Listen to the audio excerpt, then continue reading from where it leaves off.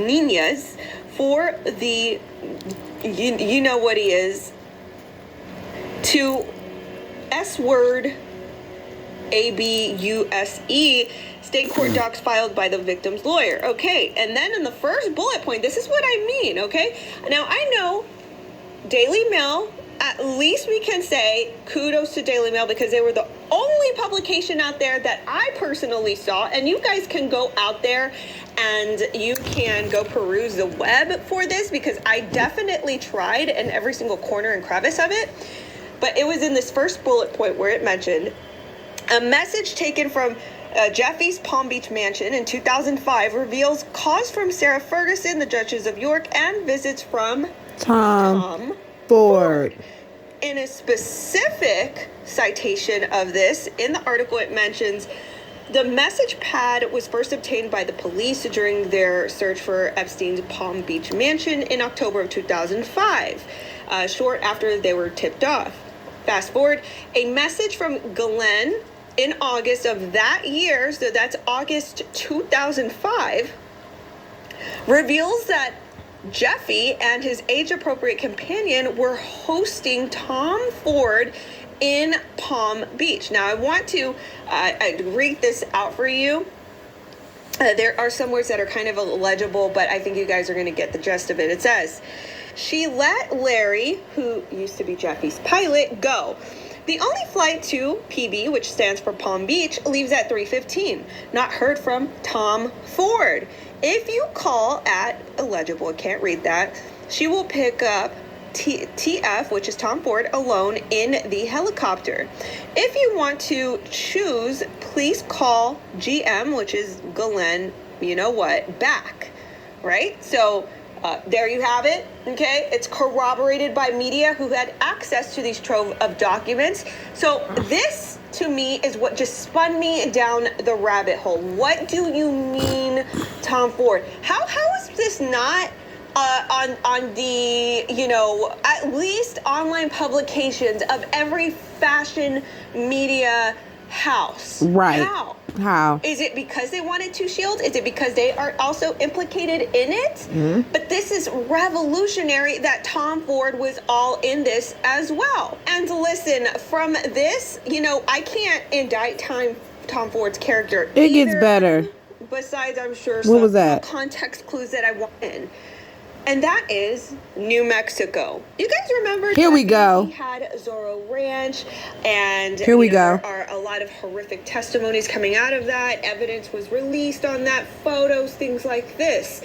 Well, it was to my surprise, as I learned this yesterday, that Tom Ford owned a ranch right next door to Jeffy. What? Was mind blown because of, you know, just a particular, you know, a characteristic of their properties that had something in common. But take a look at this. This is just 26 minutes away from each other. That's a very quick ride. Now, not only that, so Tom Ford actually acquired, redesigned, and renamed this ranch, and he renamed it Cerro Pelon. The ranch had approximately 21,000 acres. Now, there's a portion of this ranch that surprised me. It was a movie ranch called Silverado. That's right. Silverado. The Silverado was on Tom Ford's property. The now, Silverado. This little western town that existed on Tom Ford's ranch property was actually a very notable set in various movies. Watch. I'm going to list, or put the list out right here in front of me.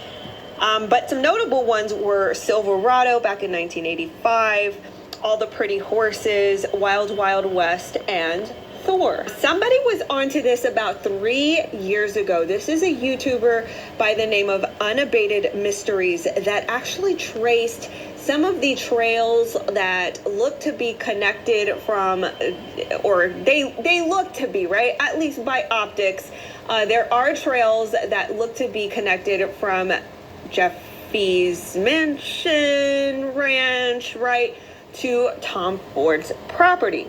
Now, make of that what you will, but I just thought that I'd point that out. It could be, okay, just to play advocate here, it could be natural infrastructure or road infrastructure of some type just giving it the benefit of the doubt, but I just wanted to point that out, that they right down the road from each other. As we are on the topic of property here, now it is also noted in a deposition in 2009 that Larry Vazosky, who is or used to be Jeffy's pilot, actually was gifted 40 acres of land of the Zorro Ranch. And here is the deposition here. You guys can pause this video and read it. But basically, Larry Vazosky admits in this deposition that he was gifted 40 acres by Jeffy. Now, it is no surprise to me that not one fashion publication covered this topic. Nope, we covering it right now, though, in Natalie. their best interest. This man then gave this man 40 acres and a mule to shut him up from telling the sexual deviant activity that they all engage in. You didn't get a pilot 40 acres and a mule. Tom Ford lived 24 minutes down the road from Jeffrey Epstein, and they got their own ranch, their own town. Cowboy town. Y'all hear this? Silverado, the young gun's been shot there. Hell, you know what I think? Allegedly, that Michael Baldwin situation where that person accidentally got shot with a real bullet, just like Jason Lee did on The Crow. That's probably happened on Tom Ford's ranch, his cowboy ranch. They probably did that, shot that movie, and Michael Baldwin accidentally, allegedly shot that person, them two people, with the fake gun or whatever, the real gun with the fake bullet, with the real bullets on Tom Ford Ranch. That's just what I think. Because why not? Because why not? Allegedly. Because why not, though? Oh, my gosh. It get better. It get deeper. Let's go.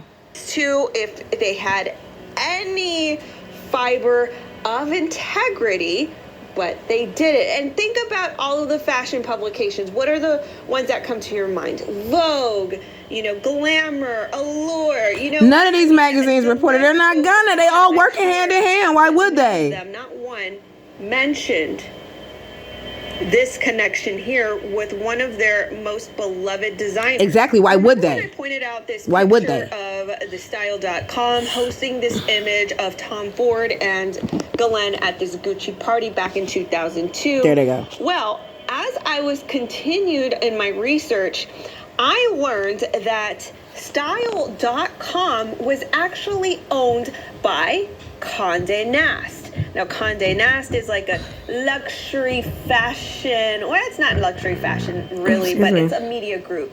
And they actually own a bunch of media outlets. I'm just going to name some off of this list. Allure, Glamour, GQ Style, Teen Vogue, The New Yorker, Vanity Fair, Vogue Business, Vogue Global Network. Let me pause this. It's quite. All of these people work together. They own the fashion magazines. How you gonna investigate yourself? You can't. Why would they investigate themselves when they all are witches, wizards, and pedophiles and do spirit cooking? Wait till I show you and bring out information on Nas. Okay? We got it all, folks. Nas is on it too.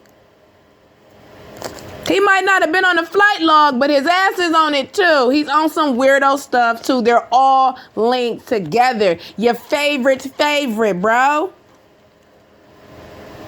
This is crazy. Chuck Norris. I'll wait till I show you and expose Chuck Norris. Ironic that style.com, which was once owned by Condé Nast, hosted a picture of Tom Ford with Glenn, and somehow that just okay, who cares about that? Because they're not going to investigate themselves. This the part, y'all. He actually first listed this ranch property. Watch this. Was undetected. Watch this. You can't trick me. So back to Tom Ford, he actually first listed this ranch property on the market back in 2016 for a whopping $75 million. Now, whether this is relevant or not, in 2019, months after Jeffy got arrested for said atrocities, he actually slashed the price by $27 million in order to sell the property. Like I said, I don't know if it's relevant or not, but just know that that happened. And look, I'm not trying to make assumptions about Tom Ford.